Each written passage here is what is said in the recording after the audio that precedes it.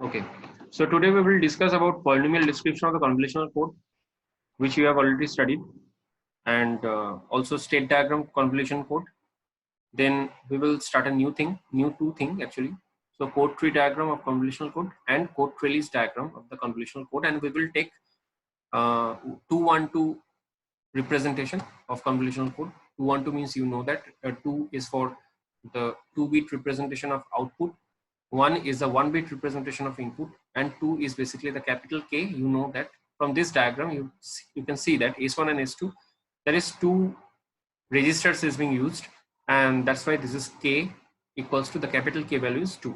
So we will use this representation, that means we will derive this representation of code tree using this example. Okay, Ccon 212. So you will be asked in your examination like this, that what is the polynomial description of the convolutional code, what is state diagram, what is code tree diagram or code tree representation, and what is code trellis representation of the convolution code. So you will be asked this kind of question. So you have to do basically just take an example and to describe it, and we will take, it will be helpful if you take this 212 representation, because this is the smallest. So that's why this is the thing. And the first of all, I'm repeating this polynomial description. You already know this is the diagram you are given, and the message is given in the bit form, and you have to calculate the C, that is the ultimate code. Okay, so this is our encoder, you can say, or you can say the right shift register. Here S1 and S2, 2 relays are being used, and C1, C2, this is the output corresponding to the input M at the J instant.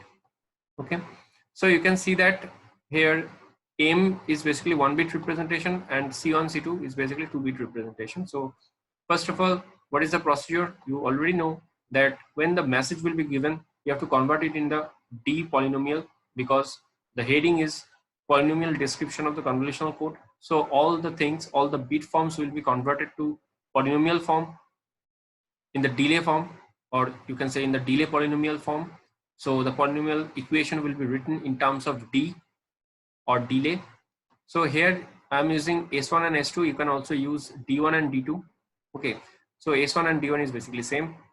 So first of all, what is the procedure? When the message is given to you, so you have to calculate C1, C2 and the corresponding impulse responses, okay, for C1 and C2. So for C1 and C2, the corresponding impulses are G1 and G2. Okay, G1, small g1 and small g2. And then multiply each impulse response with the message, and you will get the corresponding output in D form, like CD. Okay, this is C1D and C2D. When we are calculating C1D, then G1D with message. Then when I'm calculating C2D, then G2D with message. Okay, so this G1D and G2D is basically the impulse response corresponding to C1 and C2. So how to make this table? You already know that I'm calculating the impulse responses. So I'm giving the message as unit impulse. So the message is given as unit impulse. So that's why M is 1000. So I'm using unit impulse response. Actually I'm giving the message as unit impulse input. So that's why only one bit is 1 and the next bit will be 000. Okay, and then this is S1 and S2. This is basically the present state of the delays or present state of the register. So the present state, I'm assuming that the S1 and S2 in the reset mode. So that's why this is 00 corresponding C1 and C2, and C1, C2 you can calculate from this diagram. So you can see that C1 equals to M1. So whatever I'm giving to the message input, this will be C1. Okay, so this is 1. So first bit is 1, first message bit is 1. So that's why C1 is also 1. C2, what is the arithmetic to calculate C2? C2 is basically the XOR of S1 and S2 from the diagram. You can see So S1, S2. So first of all, I am assuming this as 0, 0. So 0 XOR with 0, so it will be 0. Then a new bit 0 will come to the message. Okay. So when a new bit will come to the message input, then the previous bit of the message will be transferred to S1, and whatever present in the S1, that will be transferred to S2. So it's basically the right shifting happening.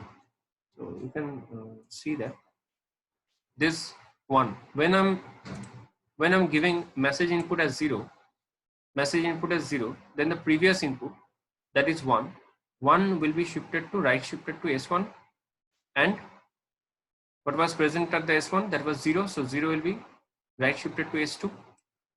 That means S1 will be 1 and S2 will be 0.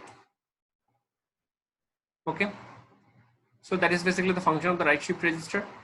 Then we will calculate C1 and C2. So C1 is basically M1, or you can say M message is equal to C1.